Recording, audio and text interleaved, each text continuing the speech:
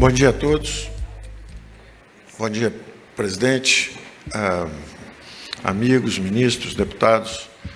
Eu vou fazer duas considerações relativamente breves, porque depois nós vamos ter tempo para estender isso ao longo do fórum. A primeira consideração é sobre o que está acontecendo lá fora. É um mar turbulento e eu não acho que vai melhorar tão cedo. Eu acho que vai se agravar bastante a situação da economia mundial. E são basicamente três razões. A primeira razão, que é um pano de fundo, é algo que está começando, é como a radiação cósmica do universo, né? A gente sabe que está havendo o Big Bang porque tem um ruído cósmico de fundo. Isso está acontecendo já há 30 anos, é o que em economia nós chamamos o teorema de Stolper-Samuelson, que é a equalização dos preços dos fatores. O que está acontecendo há 30, 40 anos é o seguinte: 3,7 bilhões de indivíduos estão saindo da miséria na China, na Rússia, no leste europeu, no sudeste asiático, na Indonésia.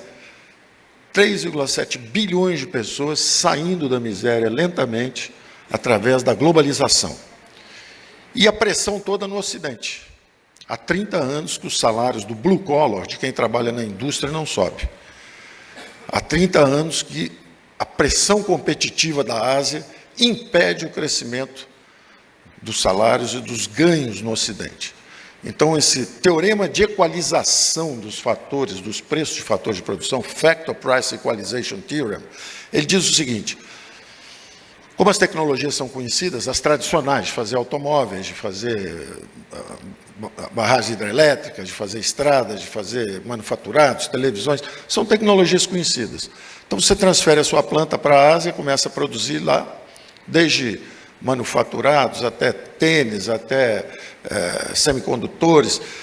Os salários começam a subir na Ásia e eles ficam sob pressão no Ocidente. Isso causa toda a pressão política nos regimes democráticos. Aí você tem o Brexit na Inglaterra, aí você tem o Macron na França, aí você tem o Trump nos Estados Unidos. Quer dizer, a pressão sobre o Ocidente é dramática, porque, na verdade, o Ocidente esqueceu as fontes de sua própria riqueza.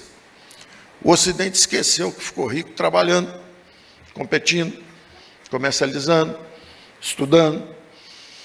E enquanto o Ocidente desfruta da sua riqueza, dando férias de 6 meses, dando aposentadoria generosa antes da hora, enquanto o Ocidente desfruta dessa riqueza, o outro lado do mundo trabalha 24 horas por dia, compete, não tem encargos trabalhistas, não tem nada disso. Eles estão competindo e estão avançando.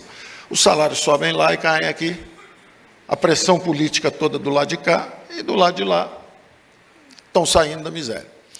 Depois de 30 anos, essa Global Labor Arbitrage, que a gente chama, essa arbitragem de trabalho barato, acaba. E ela acabou.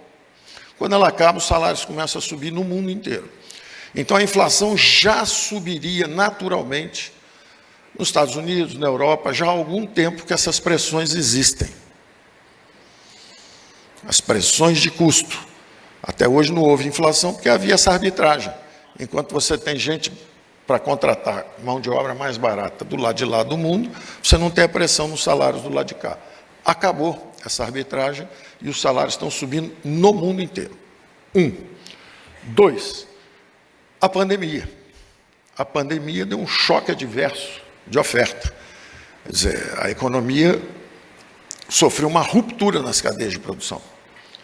E essa ruptura, esse choque de oferta, é o pior dos choques. É o choque adverso de oferta, ele é o pior dos choques, porque é mais inflação e menos crescimento ao mesmo tempo. Porque você tem a ruptura nas cadeias produtivas. E quando o Brasil começa, e o mundo começa a tentar sair dessa circunstância adversa, vem a guerra na Ucrânia, a invasão da Ucrânia. E a Ucrânia, grãos. A Rússia, energia. Então, preço de comida e energia subindo no mundo inteiro. Então, você tem 3 choques formidáveis, colossais, ao mesmo tempo, botando pressão no mundo. E o mundo começa a pensar na reconfiguração das cadeias produtivas. Se você tiver que dizer uma coisa hoje para dizer o que está acontecendo no mundo de mais importante do ponto de vista de oportunidade para o Brasil, É a reconfiguração das cadeias produtivas. Tem a parte ruim da crise e tem a parte boa. A parte ruim da crise vai lamber lá fora. A inflação vai subir muito, vai ter recessão, o sistema político vai continuar sob pressão.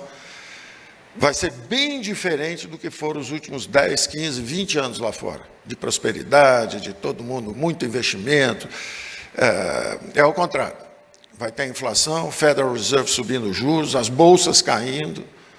Muita crise, muita dificuldade lá fora. Agora, ao mesmo tempo, tem uma oportunidade. Nós escutamos a secretária do Tesouro americana, Yellen, agora, 20, 30 dias atrás, em Washington, dizendo o seguinte: a partir de agora existem 2 grandes requisitos para os investimentos internacionais. O primeiro é um requisito, uma exigência logística.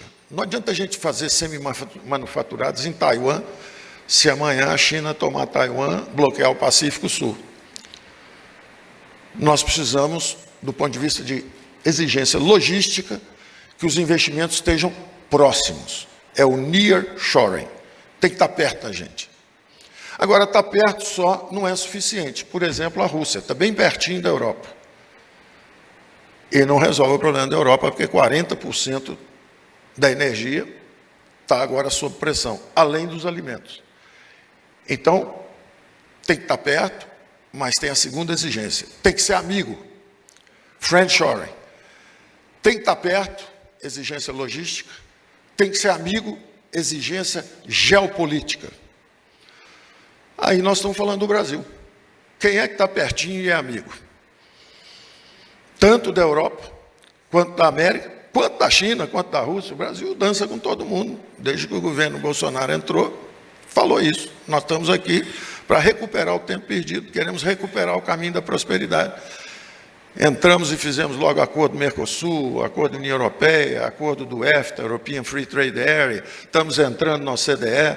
Em todas as dimensões, se você pegar uma economia, ela se move em RN, né, um espaço n-dimensional. Qualquer dimensão que você olhar, nós estamos andando para frente. Privatizações, fizemos a Eletrobras semana passada. Fizemos o Porto de Vitória um pouco antes, vamos fazer o Porto de Santos logo depois, estamos nos movendo para frente. Impostos. O presidente disse, vamos reduzir os impostos, vamos simplificar e reduzir. Aprovamos ontem no Senado a redução do ICMS. Já tínhamos feito a redução dos IPIs. Quando você reduz os IPIs e o ICMS, você está dando uma margem de folga, mesmo que os custos subam, você tem uma margem de folga de gordura para não ficar reajustando o preço toda hora. Foi nesse sentido que eu falei. Não tem nada a ver com tabelamento, é patético. Tem pessoas que ressuscitam seus próprios fantasmas das próprias tolices que fizeram no passado. Quem congelou preço lá no passado tem esse fantasma na cabeça, né, pelo desastre que causou na economia brasileira. Então, quando você faz uma coisa completamente diferente, que é o seguinte, reduzimos os impostos, reduzimos a cunha fiscal, mesmo que os custos subam, como caíram os impostos, você pode ficar um tempo sem remarcar preço. Ponto. Voluntário. Se quiser fazer, se não quiser, que se dane. Aumenta o preço e o consumidor sai de perto. Então, nós estamos em todas as dimensões que você olhar, acordos internacionais, progredimos, privatizações, progredimos, redução de impostos, progredimos, a transformação dos bancos públicos, o BNDES fazendo hoje uma plataforma de, por exemplo, saneamento, tá? Reestruturando finanças de estados, fizemos a reforma dos marcos regulatórios, temos mais de 800 bilhões de reais vindo em investimentos privados. O crescimento do Brasil está garantido para os próximos anos. Nós estamos numa transição de uma economia que era dirigida por mercado, e o mercado quebrou por governo, e o governo quebrou nas últimas administrações, financeiramente irresponsáveis, sem capacidade técnica de fazer a coisa certa, destruíram 3 milhões de empregos em 2 anos, por exemplo, enquanto nós criamos 12 milhões de empregos desde o fundo do poço até agora, em 1 ano e meio. Agora, nós estamos sob ventos turbulentos. Então, a minha primeira observação, eu termino por aqui, é a observação de que lá fora o mar é turbulento e vai piorar. Agora vamos para o lado bom, que é o Brasil. O Brasil é a maior fronteira de investimentos aberta no mundo hoje. A reforma dos marcos regulatórios nos permite agora ampliar o que já estava acontecendo naturalmente, uma retomada gradual do investimento privado, agora virou uma avalanche, 800 bilhões, nós nunca tivemos um compromisso dessa ordem de magnitude para os próximos anos, e isso garante o crescimento da economia brasileira. Tanto que o que nós observamos hoje, que é um crescimento, que eu disse que iam ficar revendo o crescimento lá fora para baixo, o ano inteiro, e revendo do Brasil para cima. Então, no final do ano passado, diziam que o Brasil ia ter uma recessão de 1,5%. Era a estimativa usual, padrão, era entre 1% de queda a 1,5%. Bom, já reviram para menos meio, para 0, para mais meio, para mais 1, já estão indo para 1,5%. Da mesma forma, as estimativas lá fora eram de 4%, 4,5%, 5% de crescimento. Já fizeram a revisão para 4%, para 3%, para 2%, já estão falando em recessão na Europa e nos Estados Unidos. Eu não tenho a menor dúvida que vem uma recessão na Europa e nos Estados Unidos. Não tenho a menor dúvida, por uma razão muito simples. Eles mesmos já sabiam, quando fomos a Davos em 2019, eles mesmos já diziam, nós estamos num synchronized deceleration. Nós estamos descendo, tentando um pouso suave. Eles estavam já tentando um pouso suave. Quando veio o Covid, e quando veio, que é um choque adverso de oferta, e quando veio a guerra da Rússia com a Ucrânia. Desorganizou as cadeias produtivas, e não existe mais o pouso suave para eles. Eles não têm mais essa alternativa. Já é um hard landing, já é uma aterrissagem turbulenta, vai voar asa para um pedaço, asa para outro pedaço, já vai dar errado. E, enquanto isso, você tem o Brasil ao contrário, começando a decolagem de novo. Nós já estávamos decolando quando o Covid pegou, nós caímos menos, voltamos mais rápido e fizemos reformas durante a crise. O Banco Central é independente para garantir que a inflação vai estar sob controle, os marcos regulatórios para expandir os investimentos, os acordos comerciais. Então, o Brasil hoje, foi citado lá fora, na mídia lá de fora, como um exemplo de combate à inflação, porque, ao contrário dos outros que estão fechando e se protegendo, o Brasil está abrindo a fronteira e dizendo, venham, comecem a entrar. Mas tudo muito cuidadosamente, porque nós somos liberais, mas não somos trouxas.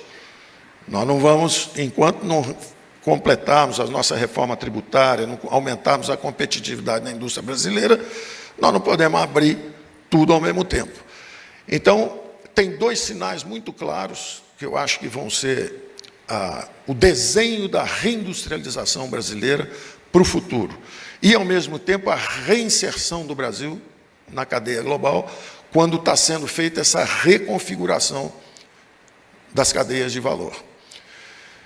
E nós estamos falando de segurança energética e de segurança alimentar.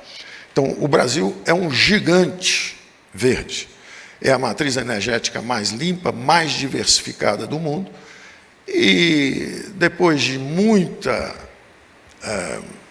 conversa que transbordou, luta política interna que transbordou lá para fora e atrapalhou a nossa imagem lá fora, a verdade brasileira está emergindo.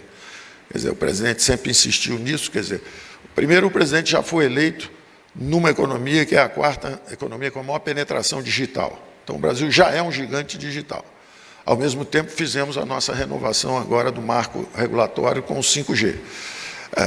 Do outro ponto de vista também, que é da segurança alimentar e energética, o que acontece com o Brasil é que a Europa olha para o Brasil como a segurança energética. E a Ásia olha para o Brasil como segurança alimentar. A Organização Mundial do Comércio diz que o Brasil é a reserva alimentar do mundo. O mundo passaria fome se não fosse a velocidade com que o presidente Bolsonaro, inclusive, está reagindo à crise.